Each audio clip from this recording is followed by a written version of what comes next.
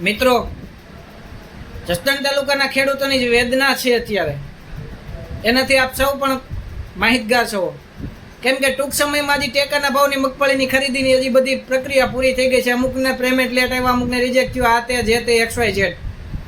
હવે હાલમાં ટૂંક સમય પહેલાં મેં સોશિયલ મીડિયા થ્રુ એવું જાણવા મળ્યું કે ટેકાના ચણાના ભાવ જે રજીસ્ટ્રેશન થયા છે એમાંય પણ કંઈક ને કંઈક ક્યાંક પતંગના ગૂંચવાળા જેવું ગૂંચવાળું છે. તો મેં ટેલિફોનિક દ્વારા વિજનગર ગામના ખેડૂતોની અને આગેવાનોની પાસે માહિતી માંગી. ત્યારે ખેડૂતોનું એવું કહેવાનું મતલબ છે કે ટેકાના ભાવના ચણાના જે રજીસ્ટ્રેશન થઈ ગયા છે એ રજીસ્ટ્રેશન થઈ ગયા પછી એના એવા મેસેજ આવે છે કે તમારા રજીસ્ટ્રેશન રિજેક્ટ થયા છે. ઓકે, નો પ્રોબ્લેમ. કારણો પૂછતા અધિકારીઓ એવું કહેવા માંગે છે કે સર્વેમાં ક્યાંય ચણાનું વાવેતર છે જ નહીં. અધિકારીઓને એવું પૂછ્યું કે તમે સર્વે ક્યારે કર્યું છે? તો અધિકારીઓ એમ કહે છે કે અમે ટૂંક સમયમાં સર્વે કરેલું છે.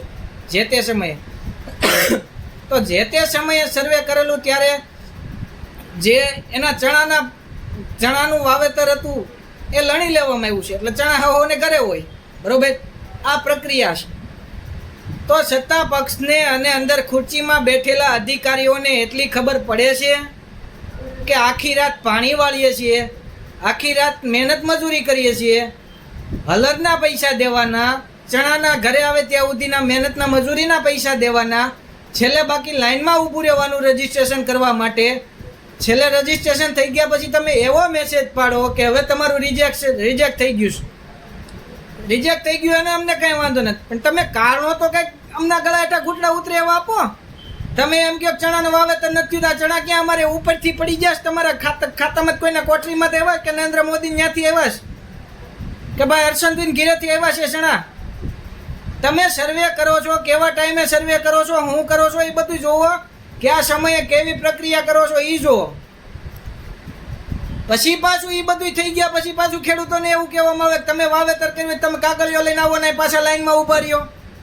એટલે ખેડૂતોને હું કાંઈ ઠેઠ સુધી આખી જિંદગી લાઈનમાં જ ઊભું રહેવાનું? તમારે એસીની હવા ખાધા રાખવાની? જસદણ તાલુકાના ખેડૂતોને અધિકારીઓને પહેલાં જ કહી દઈશી, સત્તામાં બેઠેલા બધા નેતાઓને બધાને કહી દઈશી, સત્તામાં જે ખેડૂતો માટેના જે ભાજપના આગેવાનો છે એને કહી દઈશી. આવા અધિકારીઓને ખબર ન પડતી હોય, સર્વે કરવાની ખબર ન પડતી હોય, ટાણે ઉનાળામાં તમે સર્વે કરવા દો, ઉનાળામાં એક પાક ઊભો હોય, તમારી વાડીએ ઊભો હોય, તમે પગાર લેવાઈ ગયા પછી તમે એમ કહો કે તમે પગાર દો, તમે જાઓ છો અધિકારીઓ કે એમ કહો છો? તો તમે આ બધી તમારી ગોલમાલ બંધ કરો અને શાંતિથી બધા ખેડૂતોનું જે છે એ કરો. ખેડૂતોને આવા હેરાન કરવાનું, લાઈનમાં ઊભું રાખવાનું બંધ કરો તો વધારે મજા આવશે. અને જો આમાં ક્યાંય ખેડૂતોને તકલીફ પડશે તો અમારે ક્યાંક ગાંધી ચિંધ્યા માર્ગે આંદોલન કરવું ન પડે અને અમે તમે અધિકારીઓને ચીમકી આપીશી. આટલું મગજમાં બેહારીને ફિટ રાખજો અહીંયા. જય હિન્દ, જય ભારત, જય કિસાન.